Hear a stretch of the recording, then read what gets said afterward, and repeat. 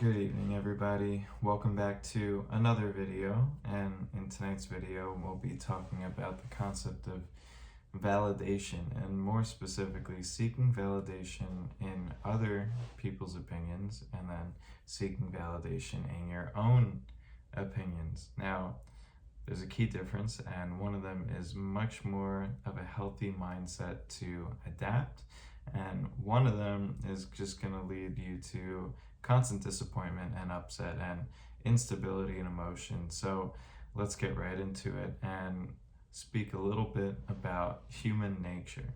So one thing that it seems like nobody understands is that everyone else in this world is so consumed with the events of their own lives, their own job, their own family, their own friends, what they're going to do after work, how their money problems are going, whether or not they're hungry, that they have so many other things that they are concerned with in their own lives that oftentimes they really aren't going to care that much about what's going on in your life, unless they're your mother or something. But this is not meant to sound harsh in any way, but for some reason it seems like when people try to, and people being people like us, athletes, endurance athletes, people seeking to improve themselves, people seeking to achieve high level success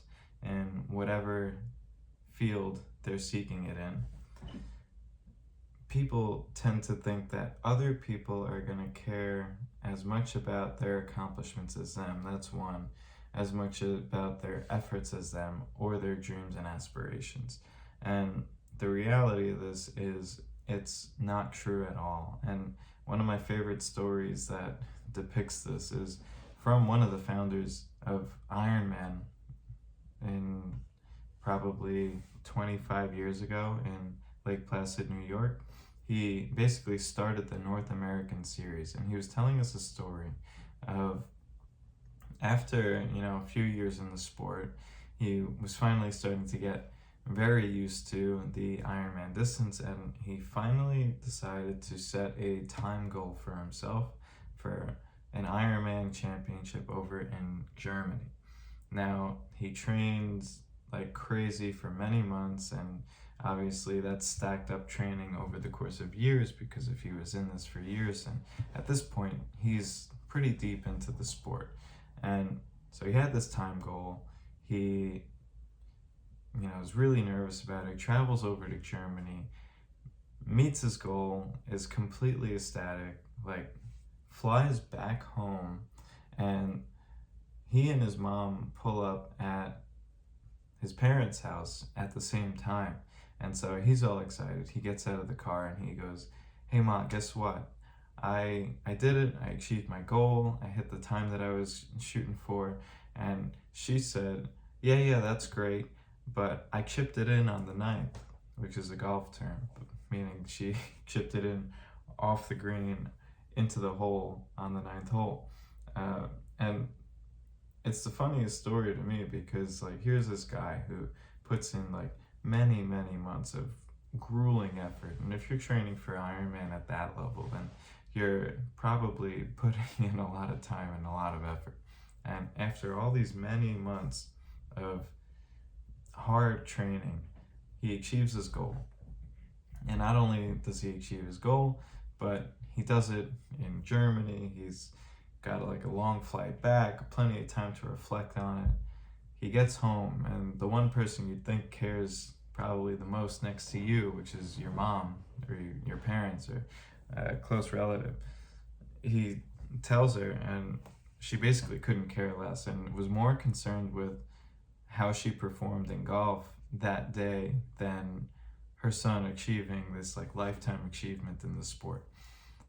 So if you ever think that anybody is going to care, even your mom, about your triathlon training, your Ironman training, your anything as much as you are, just wait until you accomplish it and then tell people, and then see whether or not somebody's having a stressful day and like they couldn't care less, they couldn't couldn't bother to hear you. Or even if they're having a great day, they're more concerned with how great their day is, as opposed to your having done the Ironman. And this doesn't mean people aren't going to respect you for it. This doesn't mean that it's not a great achievement. And, you know, your friends might talk about it, you might talk about it, people might bring it up in passing or at the bar or at work or whatever. Yeah, that happens and it's all great. But the real point of the story is you're doing this for yourself. You're doing this for you, and only you can be proud of the effort that you're putting in and the goal that you're accomplishing. And if you develop a mentality of caring more about how you feel about the effort that you've put into something, as opposed to caring about the response that you'll get from other people when you tell them that you accomplished this thing. If you prioritize that first item rather than the second, so internal versus external, then you're going to be much better off, you're going to be much happier, and you'll probably end up doing better in the sport and staying in the sport for a longer time. And, you know, I've seen this in career, I've seen this in sport. Most recently, I've seen it in career, and I think I had talked about it under a different guise, like, I don't know, a few weeks ago, but it's the same principle. Like, work to continue to improve, and at the end of the day, you should feel like you either did do a good job or didn't do a good job. And if for some reason you feel like you didn't do a good job, figure out why and figure out how to make yourself feel like you're putting in adequate effort. And then that's where you should learn to derive your satisfaction. And not to pat myself on the back, because day to day, this is a daily battle, daily reminder to keep yourself grounded and in this mindset. But at this point, and you'll see this too, and you probably see it already in yourselves, but when people compliment you on good jobs and performing good work and, you know, whatnot, that shouldn't even really move the needle up either, because if you are content with the work that you've done on something and you know that you're working hard, there's nothing that anybody else can tell you that will replace the fact that you know that you worked hard and did your best. And then the opposite is true. Like, if you did a bad job and you know you did a bad job, and this is how I feel, and somebody tells me that I did a good job or that it's great, then not only do I feel worse for somebody trying to cheer me up, but now I know that they're lying to me, and that makes me feel even worse. So, like, only you can tell yourself whether or not you've done a good job or a bad job, and that is the end goal of where I want to be personally, where